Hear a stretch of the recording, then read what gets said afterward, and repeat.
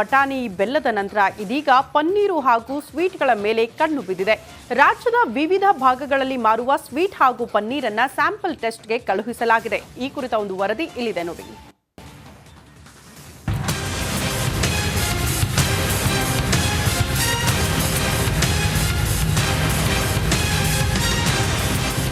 ಏನ್ ಸೇವಿಸೋದು ಏನ್ ಬಿಡೋದು ಒಂದೂ ಗೊತ್ತಾಗ್ತಿಲ್ಲ. ಇಡ್ಲಿ ಹೋಳಿಗೆ ತಯಾರಿಕೆಯಲ್ಲಿ ಪ್ಲಾಸ್ಟಿಕ್ ಬ್ಯಾನ್ ಮಾಡಿಯಾಯ್ತು.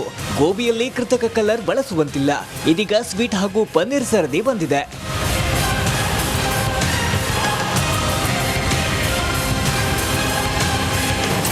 ಇಡ್ಲಿ ಆಯ್ತು, ಇದೀಗ ಪನ್ನೀರ್ ಸಿಹಿ ತಿಂಡಿಗಳ ಸರದಿ.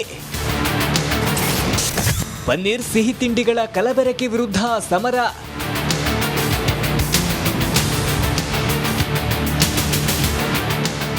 ಏನ್ ತಿಂದ್ರೂ ಡೇಂಜರ್ ಡೇಂಜರ್ ಎನ್ನುವಂತಾಗಿದೆ. ಶುಭ ಸಮಾರಂಭಗಳಲ್ಲಿ ಬಾಯಿ ಸಿಹಿ ಮಾಡೋ ಸಿಹಿ ತಿಂಡಿಗಳು, ಪ್ರೋಟೀನ್ಗಾಗಿ ಬಳಸುವ ಪನ್ನೀರಿನ ಮೇಲೆ ಆಹಾರ ಸುರಕ್ಷತಾ ಮತ್ತು ಗುಣಮಟ್ಟ ಪ್ರಾಧಿಕಾರ ಮೆಗಾ ಡ್ರೈವ್ ನಡೆಸುತ್ತಿದೆ. ಸ್ವೀಟ್ಸ್ಗಳು ಪ್ರೋಟೀನ್ ಅನ್ನ ಇದೀಗ ಸ್ಯಾಂಪಲ್ ತೆಗೆದುಕೊಂಡು ಟೆಸ್ಟ್ಗೆ ಕಳುಹಿಸಲಾಗಿದೆ.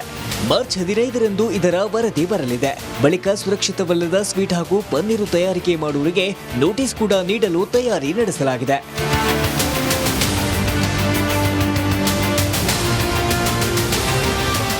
ಸಿಹಿ ಮಾಡಲು ಬಳಸುವ ಪದಾರ್ಥಗಳು ಜೀವಕ್ಕೆ ಕುತ್ತು ತರ್ತಿವೆ ಅಂತೆ. ಪ್ರಮುಖವಾಗಿ ಸ್ವೀಟ್ ಮಾಡಲು ಜನರನ್ನ ಸೆಳೆಯಲು ಕೃತಕ ಕಲರ್ಗಳನ್ನ ಬಳಸಲಾಗುತ್ತಿದ್ದು, ಇದು ಜನರ ಜೀವಕ್ಕೆ ಸಂಚಕಾರ ಎನ್ನಲಾಗ್ತಿದೆ. ಯಾವುದೇ ಒಂದು ಸಿಹಿ ಪದಾರ್ಥ ಮಾಡಿದಾಗ ಅದು ಅಟ್ರಾಕ್ಟಿವ್ ಆಗಿ ಕಂಡ್ರೆ ಮಾತ್ರ ನಾವು ಅದನ್ನು ಉಪಯೋಗಿಸೋದನ್ನು ನಮ್ಮ ಟೆಂಡೆನ್ಸಿ ಆಗಿರೋದ್ರಿಂದ ಹೋಟೆಲ್ಗಳಲ್ಲಿ ಆಗಲಿ ಅಥವಾ ಸಿಹಿ ತಯಾರಿಸುವ ಅಂಗಡಿಗಳಲ್ಲಾಗಲಿ ಅದರ ಬಣ್ಣವನ್ನು ಎನ್ಹ್ಯಾನ್ಸ್ ಮಾಡಲಿಕ್ಕೆ ಕೆಲವು ಕೆಮಿಕಲ್ಸ್ನ ಹಾಕ್ತಿದ್ದಾರೆ. ಇನ್ನು ಹಾಲಿನ ಉತ್ಪನ್ನವಾದ ಪನ್ನೀರಿನ ಮೇಲೂ ಕೂಡ ಟೆಸ್ಟಿಂಗ್ ನಡೆಸಲಾಗ್ತಿದೆ. ಹೆಚ್ಚಾಗಿ ಜಿಮ್ಗಳಿಗೆ ಹೋಗೋರು, ಕ್ರೀಡಾಪಟುಗಳು ಪನ್ನೀರು ಸೇವಿಸುತ್ತಾರೆ. ಆದರೆ ಪನ್ನೀರು ದೀರ್ಘಕಾಲ ಬಾಳಿಕೆ ಬರಲಿ ಹಾಗೂ ಮೃದುವಾಗಿ ಇರಲಿ ಅಂತ ಸ್ಟಾರ್ಚ್ ಅನ್ನ ಬಳಸಲಾಗುತ್ತಂತೆ.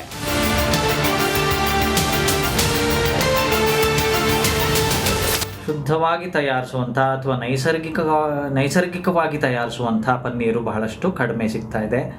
ಅದಕ್ಕೋಸ್ಕರ ಮಾರ್ಕೆಟ್ನಲ್ಲಿ ಕೆಲವು ರಾಸಾಯನಿಕ ಪದಾರ್ಥಗಳು, ಮಿಲ್ಕ್ ಸಾಲಿಡ್ಸ್ ಇರಬಹುದು ಅಥವಾ ಸ್ಟಾರ್ಚ್ ಪುಡಿಯನ್ನು ಉಪಯೋಗಿಸಿ ಜೊತೆಗೆ ಒಂದಷ್ಟು ಕೆಮಿಕಲ್ಸ್ನ ಅದರೊಟ್ಟಿಗೆ ಸೇರಿಸಿ ಪನ್ನೀರನ್ನ ತಯಾರಿಸ್ತಾ ಇರೋದನ್ನು ಸರ್ಕಾರ ಗಮನಕ್ಕೂ ಬಂದಿದೆ, ನಮ್ಮ ಗಮನಕ್ಕೂ ನಿತ್ಯ ಬರ್ತಾ ಹೋಗಿದೆ.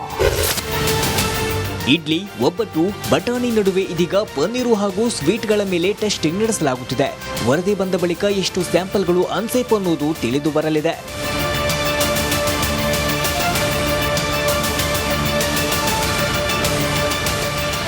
Veeresh Hiremath, metro bureau, republic Kannada. ಬಟಾಣಿ ಬೆಲ್ಲದ ನಂತರ ಇದೀಗ ಪನ್ನೀರು ಹಾಗೂ ಸ್ವೀಟ್ಗಳ ಮೇಲೆ ಕಣ್ಣು ಬಿದ್ದಿದೆ. ರಾಜ್ಯದ ವಿವಿಧ ಭಾಗಗಳಲ್ಲಿ ಮಾರುವ ಸ್ವೀಟ್ ಹಾಗೂ ಪನ್ನೀರನ್ನ ಸ್ಯಾಂಪಲ್ ಟೆಸ್ಟ್ಗೆ ಕಳುಹಿಸಲಾಗಿದೆ. ಈ ಕುರಿತ ಒಂದು ವರದಿ ಇಲ್ಲಿದೆ ನೋಡಿ.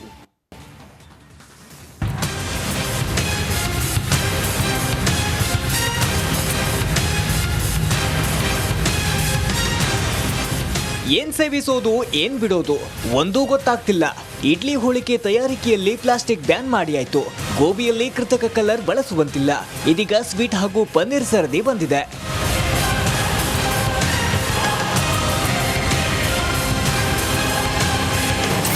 ಇಡ್ಲಿ ಆಯ್ತು, ಇದೀಗ ಪನ್ನೀರ್ ಸಿಹಿ ತಿಂಡಿಗಳ ಸರದಿ. ಪನ್ನೀರ್ ಸಿಹಿ ತಿಂಡಿಗಳ ಕಲಬೆರಕೆ ವಿರುದ್ಧ ಸಮರ.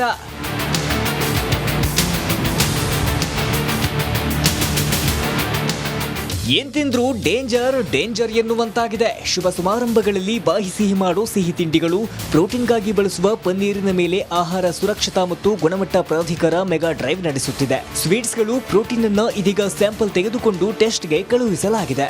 ಮಾರ್ಚ್ 15ರಂದು ಇದರ ವರದಿ ಬರಲಿದೆ.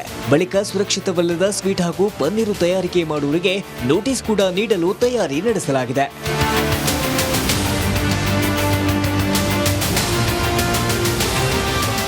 ಸಿಹಿ ಮಾಡಲು ಬಳಸುವ ಪದಾರ್ಥಗಳು ಜೀವಕ್ಕೆ ಕುತ್ತು ತರ್ತಿವೆ ಅಂತೆ.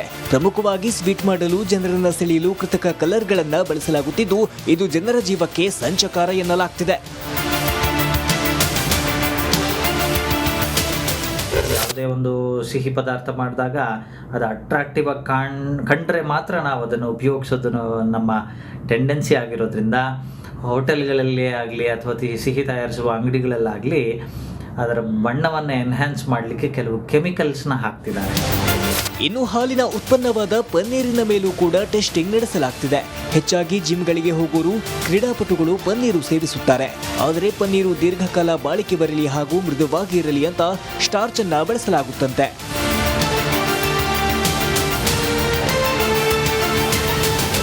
ಶುದ್ಧವಾಗಿ ತಯಾರಿಸುವಂಥ ಅಥವಾ ನೈಸರ್ಗಿಕವಾಗಿ ತಯಾರಿಸುವಂಥ ಪನ್ನೀರು ಬಹಳಷ್ಟು ಕಡಿಮೆ ಸಿಗ್ತಾ ಇದೆ.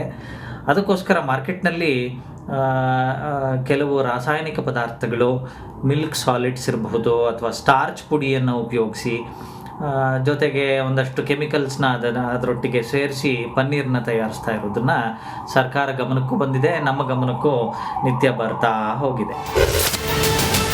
ಇಡ್ಲಿ, ಒಬ್ಬಟ್ಟು, ಬಟಾಣಿ ನಡುವೆ ಇದೀಗ ಪನ್ನೀರು ಹಾಗೂ ಸ್ವೀಟ್ಗಳ ಮೇಲೆ ಟೆಸ್ಟಿಂಗ್ ನಡೆಸಲಾಗುತ್ತಿದೆ.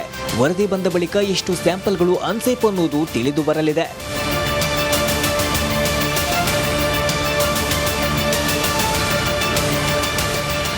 Veeresh Hiremath, metro bureau, republic Kannada. ಬಟಾಣಿ ಬೆಲ್ಲದ ನಂತರ ಇದೀಗ ಪನ್ನೀರು ಹಾಗೂ ಸ್ವೀಟ್ಗಳ ಮೇಲೆ ಕಣ್ಣು ಬಿದ್ದಿದೆ. ರಾಜ್ಯದ ವಿವಿಧ ಭಾಗಗಳಲ್ಲಿ ಮಾರುವ ಸ್ವೀಟ್ ಹಾಗೂ ಪನ್ನೀರನ್ನ ಸ್ಯಾಂಪಲ್ ಟೆಸ್ಟ್ಗೆ ಕಳುಹಿಸಲಾಗಿದೆ. ಈ ಕುರಿತ ಒಂದು ವರದಿ ಇಲ್ಲಿದೆ ನೋಡಿ.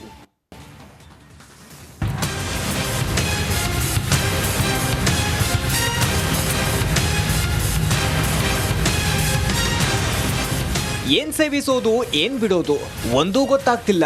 ಇಡ್ಲಿ ಹೋಳಿಗೆ ತಯಾರಿಕೆಯಲ್ಲಿ ಪ್ಲಾಸ್ಟಿಕ್ ಬ್ಯಾನ್ ಮಾಡಿಯಾಯ್ತು. ಗೋಬಿಯಲ್ಲಿ ಕೃತಕ ಕಲರ್ ಬಳಸುವಂತಿಲ್ಲ. ಇದೀಗ ಸ್ವೀಟ್ ಹಾಗೂ ಪನ್ನೀರ್ ಸರದಿ ಬಂದಿದೆ.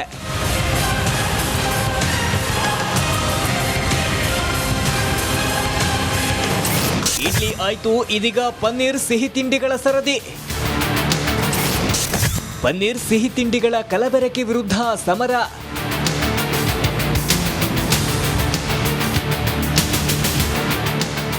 ಏನ್ ತಿಂದ್ರೂ ಡೇಂಜರ್ ಎನ್ನುವಂತಾಗಿದೆ. ಶುಭ ಸಮಾರಂಭಗಳಲ್ಲಿ ಬಾಯಿ ಸಿಹಿ ಮಾಡೋ ಸಿಹಿ ತಿಂಡಿಗಳು, ಪ್ರೋಟೀನ್ಗಾಗಿ ಬಳಸುವ ಪನ್ನೀರಿನ ಮೇಲೆ ಆಹಾರ ಸುರಕ್ಷತಾ ಮತ್ತು ಗುಣಮಟ್ಟ ಪ್ರಾಧಿಕಾರ ಮೆಗಾ ಡ್ರೈವ್ ನಡೆಸುತ್ತಿದೆ. ಸ್ವೀಟ್ಸ್ಗಳು ಪ್ರೋಟೀನ್ ಅನ್ನ ಇದೀಗ ಸ್ಯಾಂಪಲ್ ತೆಗೆದುಕೊಂಡು ಟೆಸ್ಟ್ಗೆ ಕಳುಹಿಸಲಾಗಿದೆ.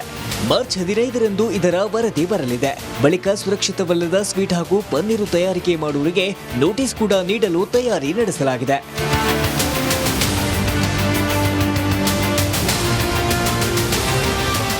ಸಿಹಿ ಮಾಡಲು ಬಳಸುವ ಪದಾರ್ಥಗಳು ಜೀವಕ್ಕೆ ಕುತ್ತು ತರ್ತಿವೆ ಅಂತೆ.